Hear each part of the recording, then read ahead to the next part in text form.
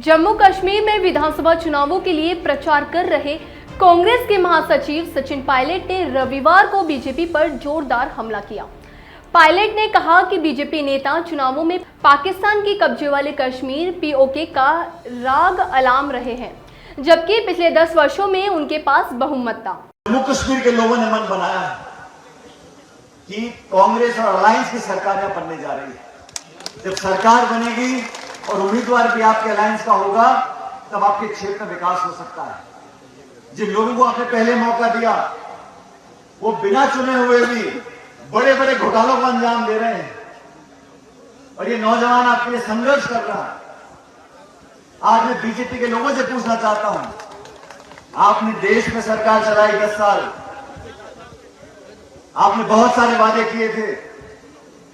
इन 10 सालों का अगर लोग जवाब मांगते हैं तो आपके पास कोई जवाब नहीं है।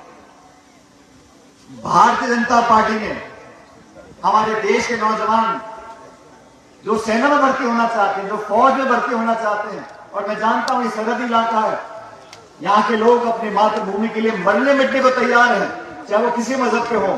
उन लोगों के लिए आपने फौज में घुसने के दरवाजे बंद कर दिए। आप अग्निवीर वाली योजना लेकर आ गए।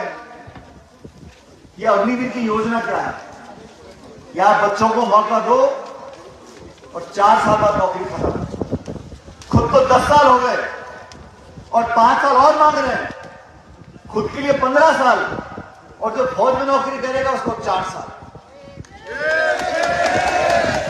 फौज की नौकरी कोई आम नौकरी नहीं है। कांग्रेस महासचिव सचिन पायलट इन दिनों जम्मू कश्मीर में विधानसभा चुनावों के लिए धुआंधार प्रचार में जुटे हैं। उन्होंने रविवार को कश्मीर में एक प्रचार सभा के दौरान बीजेपी पर हमला बोला। पायलट ने कहा कि चुनाव के दौरान बीजेपी के नेता पीओके का राग अलाम रहे हैं, लेकिन पिछले 10 सालों में बीजेपी बहुमत के साथ सत्ता में थी, तब उन्हें किसने पीओके लेने से रोका था। कांग्रेस महासचिव ने हरियाणा विधानसभा चुनावों में भी पिछले सारे रिकॉर्ड तोड़ते हुए बम पर बहुमत मिलने का दावा किया है। पायलट ने यह भी कहा कि हरियाणा में कांग्रेस को 2/3 बहुमत मिलने की उम्मीद है और बीजेपी अपनी हार के डर से प्रचार में रुचि नहीं दिखा रही है। कश्मीर घाटी और जम्मू कश्मीर में मतभेद पैदा करने की कई कोशिश की गई है, लेकिन कांग्रेस और एनसीपी यहां स्पष्ट बहुमत से सरकार बनाएगी। जब कांग्रेस सत्ता में थी, तब 1994 में संसद में यह संकल्प पारित किया था कि पीओके भारत का हिस्सा होंगे। बीजेपी ने पिछले 10 वर्षों में क्या किया है?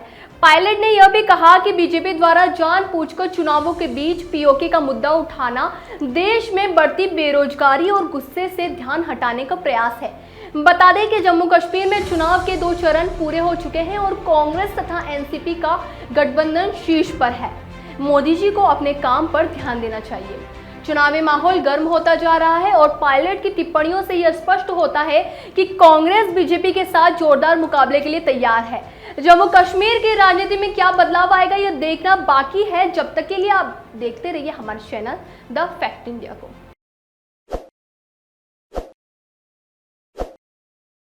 ताज़ा खबरों के लिए विजिट करें द फैक्ट इंडिया की वेबसाइट और डाउनलोड करें द फैक्ट इंडिया ऐप।